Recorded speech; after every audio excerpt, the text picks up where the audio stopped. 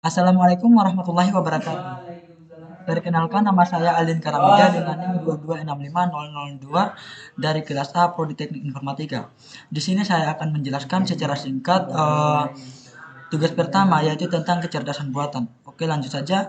Di sini saya akan menjelaskan pertama definisi kecerdasan buatan, kedua cabang ilmu kecerdasan buatan. Langsung saja kita masuk dalam kecerdasan buatan. Kecerdasan buatan atau artificial intelligence atau disebut dengan AI diartikan sebagai kecerdasan yang dibuat AI merupakan ilmu komputer yang berfokus pada pengembangan sistem komputer yang mampu berpikir dan menimbang tindakan yang akan diambil serta dapat melakukan tugas-tugas seperti yang dilakukan manusia. Menurut Simon pada tahun 1916, kecerdasan buatan atau AI merupakan kawasan penelitian, aplikasi, dan instruksi yang terkait dengan pemrograman komputer untuk melakukan sesuatu yang dalam pandangan manusia adalah cerdas. Menurut Reed and Knight, pada tahun 1991, kecerdasan buatan merupakan sebuah studi tentang bagaimana membuat komputer melakukan hal-hal yang pada saat ini dapat dilakukan lebih baik oleh manusia. Tujuan dan arah kecerdasan buatan. Winton dan Friedrich pada tahun 1984, yang pertama, membuat mesin menjadi lebih pintar, yaitu tujuan utamanya, dan memahami apa itu kecerdasan untuk tujuan ilmiah. Membuat mesin lebih bermanfaat, di situ tujuan entrepreneurial. Mengembangkan metode dan sistem untuk menyelesaikan masalah, AI dengan mengikuti cara manusia menyelesaikan sistem pakar.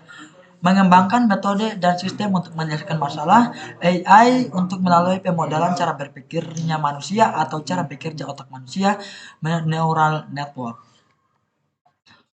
AI terdiri 4 bagian. Yang pertama, berpikir seperti manusia. Di sini diperlukan suatu cara untuk mengetahui bagaimana manusia berpikir. Yang kedua, diperlukan pemahaman tentang bagaimana pikiran manusia itu sendiri bekerja. Yang kedua, berpikir rasional. Rasional yaitu cara berpikir secara logika, dan logika dapat dibangun dari solusi berdasarkan logika. Ketiga, bertindak rasional. Bertindak secara rasional artinya bertindak dalam upaya mencapai tujuan. Di dalam lingkungan yang rumit tidaklah mungkin mendapat rasionalisasi sempurna yang selalu melakukan sesuatu dengan benar. Yang keempat, bertindak seperti manusia. AI dapat bertindak seperti manusia apabila semua yang dilakukan oleh komputer sama dengan apa yang dilakukan manusia.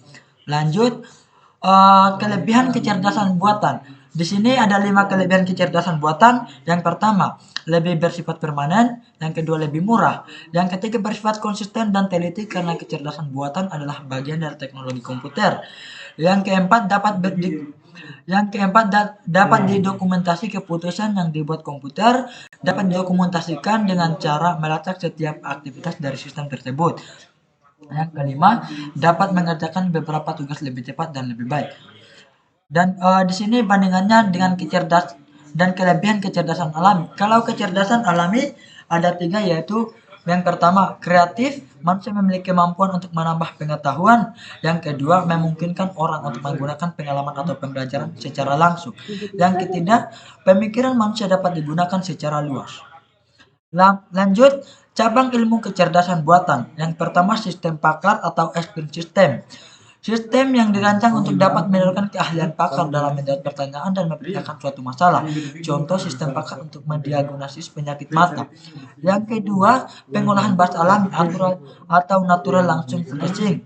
Yang ketiga, pengenalan ucapan atau speech recognition. Yang keempat, robotik dan sistem sensor atau robotic and sensory system. Yang kelima, computer vision atau computer vision. Yang keenam, intelligent computer aided instruction. Yang keenam. Oke, baik. Mungkin itu saja yang dapat saya jelaskan. Saya tutup dengan ucapan wabillahi taufiq wal hidayah. Wassalamualaikum warahmatullahi wabarakatuh.